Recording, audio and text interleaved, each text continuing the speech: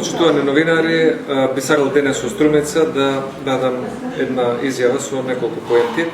Прво, по однос на состојбата во државата, задоволни сме што се дава акцент на големи инфраструктурни проекти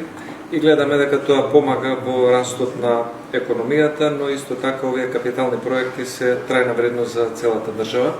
Второ, по однос на самиот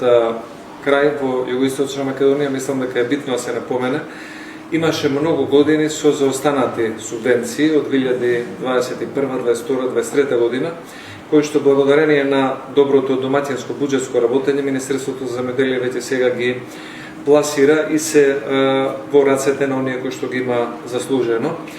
тие субвенции. И третата работа што сакам да ја споменам е најнова во собранието, беше донесениот закон за измени во Законот за здравствена заштита и осигурување, каде што од 3 можности за инвитро